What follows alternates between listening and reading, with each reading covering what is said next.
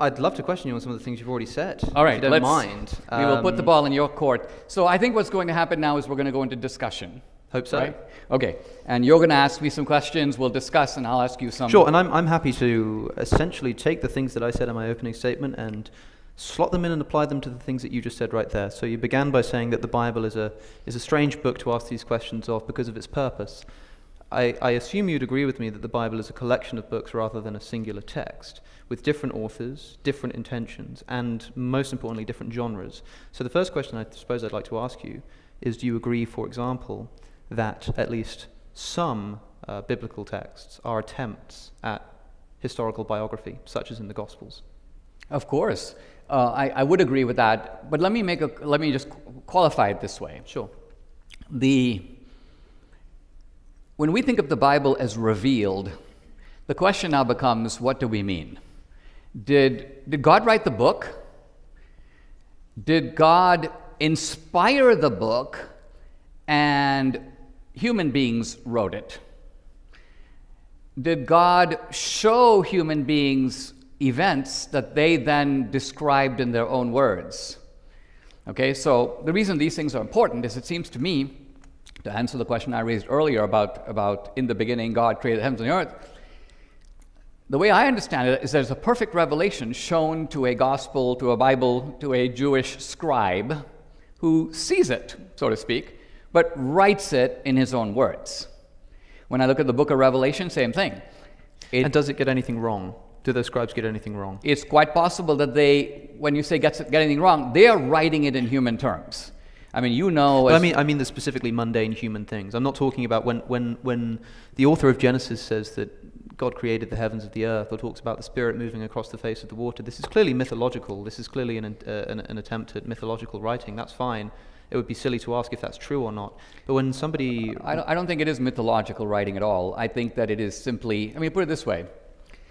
If we were, in the year 4000 BC, if we were John the Divine, and let's just say that God showed us in a vision the actual end of the world, right?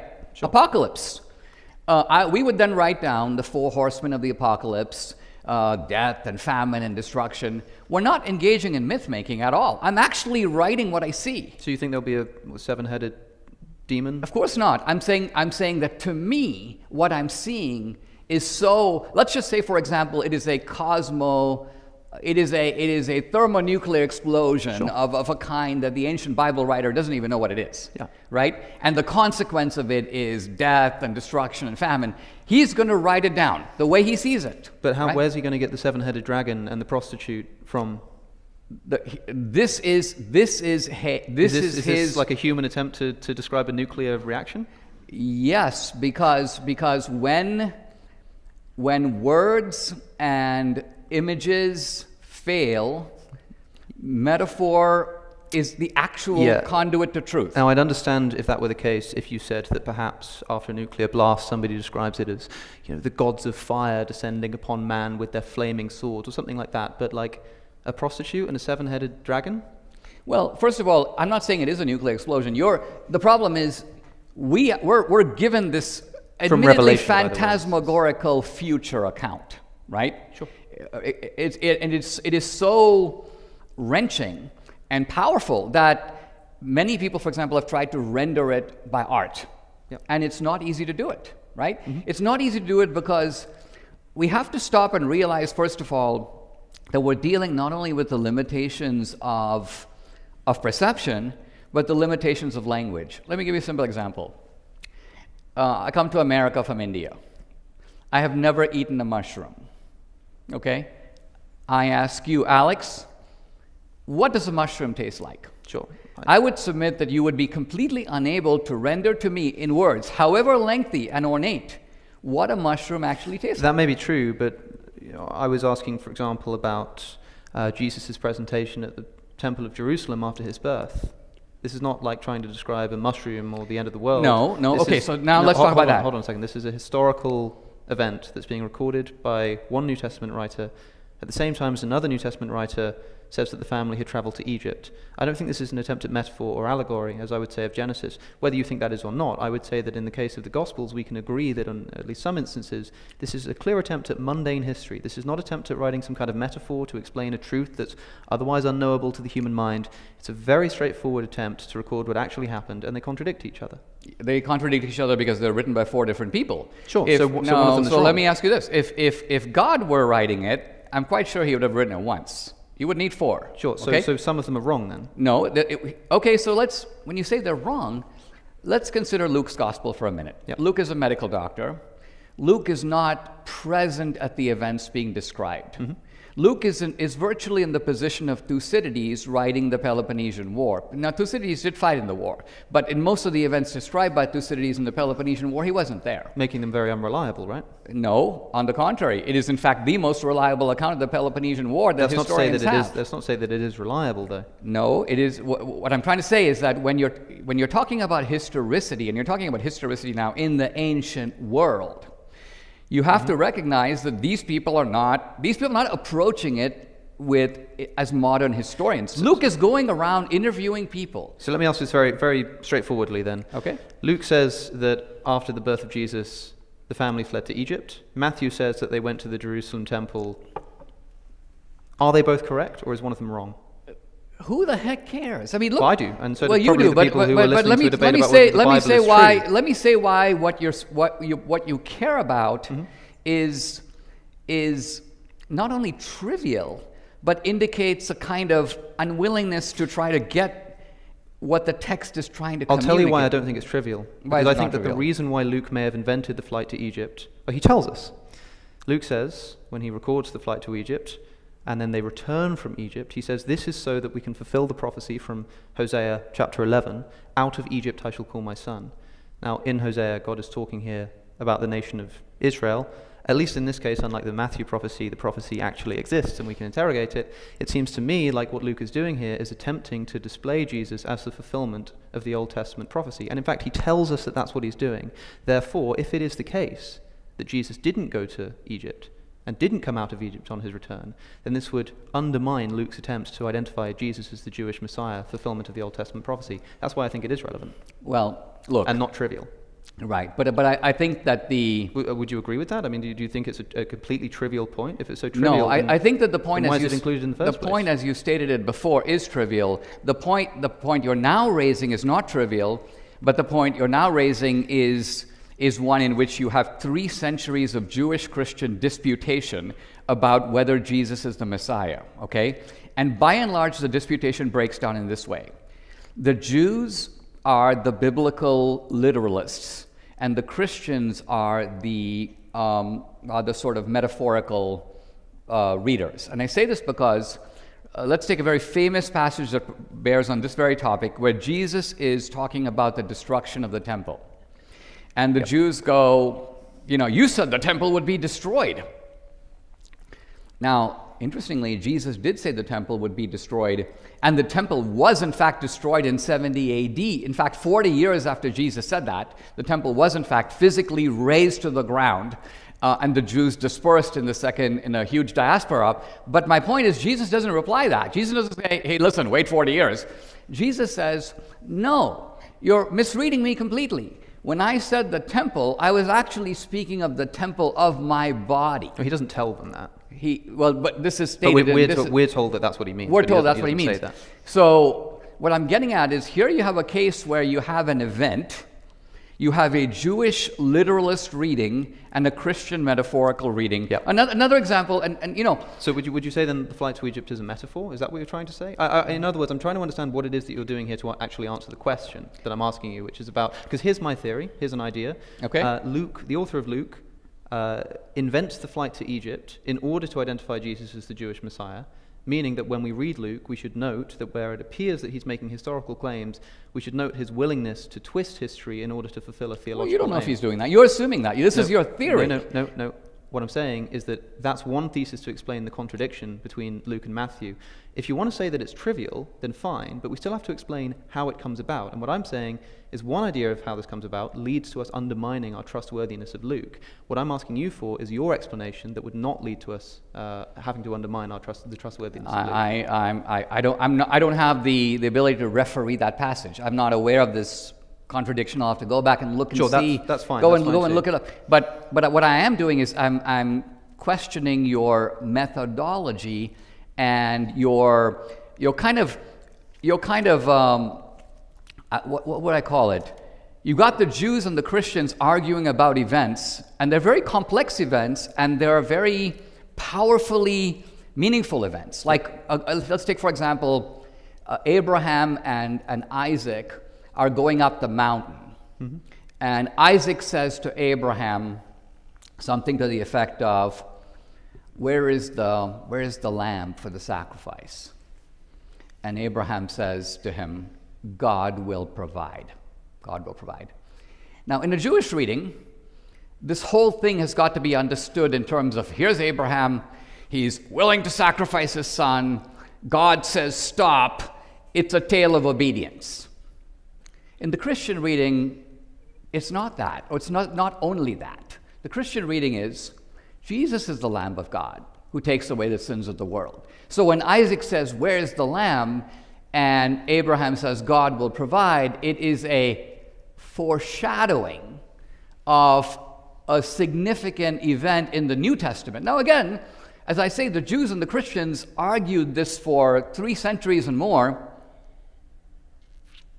I'm not even trying to adjudicate who's right, but I'm saying you're waltzing in, coming with neither of these two assumptions. In fact, I assume you think that the Old Testament is as mythological as the New. No. Okay. Sorry, I need to. And I guess what I'm saying is that people who read the Bible to understand what the Bible is trying to say and what we can learn from it, do what the Jewish rabbis did and do what theologians like Augustine and Anselm and so many others have done. They don't really do what you're doing, which is saying, hey, Luke must have talked to a guy who thought it happened over here, but in fact, this guy says the roof was thatched, but another guy says they let the guy in through the roof who had to be healed. Contradiction. Yep. And I'm like, is this your way of trying to say the Bible is not true? Yes, it is. The Old Testament. Yes, okay. That's precisely what I'm doing. The Old Testament is not fully mythological. I think Genesis is mythological. I think that Exodus makes more of an attempt at history, but has mythological undertones. I think that the military conquests I mentioned in my opening statements are attempts at describing literal historical events. I think that the Psalms are poetry. I think that Job is mythology. I don't think a man called Job actually existed, right? And so there are lots of different genres here. The reason I'm asking about the contradictions in the gospel, and I understand if you don't want to talk about the specific example of Egypt and Jerusalem, fine, whatever. Maybe you can send me an email about it later or something, that's fine. But the reason I bring it up is to say that there are lots of these. And in each case, if we try to look at why they might be contradicting each other, the reasons I think we're given tell us that the historicity of this text should be in dispute. For example, I mentioned the date of Jesus' death. The Synoptic Gospels specifically place this after the Passover meal. They have the Last Supper as the Passover meal. Okay. John uniquely sets it before the Passover because he has the theological purpose of wanting to depict Jesus as the Passover lamb. Mm-hmm. Now, this is a contradiction if the Gospels are supposed to be historical accounts of what happened to Jesus, which I imagine if we were having a debate about whether Christianity were true, about whether the God of the Bible existed, you might put forward, say, an argument for the resurrection of Jesus. You might say, well, we have good historical evidence to think that Jesus rose from the dead, and you might point to the story of the crucifixion and the disciples seeing him after he died. This is a common thread. The problem is that if we're treating it as historical in an area like that, then we have to engage with it as a historical text. Why would they contradict each other? I would say for the same reason that Luke contradicts Matthew in the birth narratives, because they're attempting to make a theological point, which tells us at least, and maybe you think that the New Testament is an entirely theological and in no way a historical text. Would you agree at least that the New Testament writers are seemingly willing to adapt the historicity of an event in order to serve a theological point? Would you agree with that? Yes and no. I would agree that... Well, that definitely is a contradiction. Well, it's not a contradiction because, well, I mean, Thucydides is relaying historical events to make a moral point about the nature of politics, and both are completely consistent with each other. Sure. It's not as if Thucydides is, so he's a student of power politics. He is making a point. His speeches are driven at making a point, but the point is excavated out of the actual events. Now, I think that there's a reason that we're given 4 perspectival accounts of Jesus' life. And they're not identical. In fact, as I say, if they were identical, you wouldn't need 4. The point of reading these, and I think the way to read them. Let me say a word. If you want to determine veracity, you have to operate a little bit like a jury, and by that I mean pick up the Gospel of Mark, the first of the Gospels. Now, by the way, these Gospels are written very proximate to the events they describe. And I say this by the standards of, we're talking about historicity of any historical document. 70 AD, would you say, for Mark? Yes, I mean, I would say within decades of the events that they describe. But crucially, would you agree with most historians that this happened, for example, after the destruction of the Jerusalem temple, thereby allowing the author of Mark to put the prediction in the words of Jesus' mouth without it being anything miraculous? This is a highly debated point because Mark's gospel leaves off incomplete and has what seems to be at the very end an added section.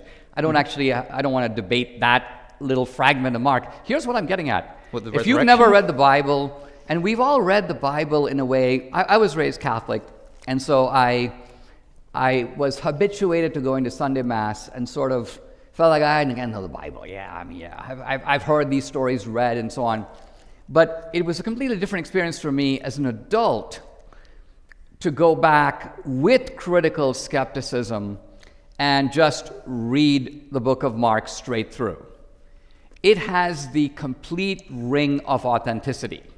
And I say this because not only does it give you little details that don't really seem to even belong there. It's clearly not written with a polemical purpose exclusively. Mark will tell you things that not only seem irrelevant, but at other times undermine what he's trying to say. And that is the true ring of authenticity. Because if someone were to... What's that? An example? Well, here's an example. In the Jewish tradition, the testimony of a woman was considered inherently suspect. But the testimony of men generally reliable. And therefore, not that the testimony of women is disregarded altogether, but you needed, for example, many women to say the same thing. Yeah. Now, the Gospels tell us that when Jesus was crucified and put in the tomb, if I were Mark or I were Luke and I were trying to be inventive and I were trying to establish a truth for posterity, I would not have it that a group of, let's just say, hysterical women, Mary Magdalene, whoever it was, a group of women go to the tomb and they're the ones who find the tomb empty. This is like a little dubious because most people are going to go, well, yeah, we know, but women, So here's an example of the Gospels insisting upon a point that would only make sense if that was actually the way it happened. Allow me to answer that, if I may. Go ahead. If I may. This is a commonly presented argument for the historicity of the resurrection, which, by the way, now we're talking as... Well, I'm not... No, hold on. I didn't say it's an argument for the historicity of the resurrection. I said it was an argument... Let me say a word. Okay. Now we're talking about these texts as if they are historical texts. And the thing about the women is, look, this is quite straightforward to me. Who anoints bodies? Who goes to tombs and anoints bodies after someone dies? It's not men, it's women. And so if the authors of the Gospels had the men go to the tomb to anoint the body, which is what Mary and the other women were doing when they went to the tomb, that itself would be very strange and give us reason to doubt the historicity of the events. In other words, it's like if there's a task that women do, and that task is how Jesus' empty tomb is discovered, then why would he invent it? Why would they invent a story that has men going and doing it? Secondly, you said that you need multiple women's testimony. How many women go to the tomb? Multiple. Thirdly, what do the women do immediately after seeing the empty tomb? They run and tell the men who come and verify it for us.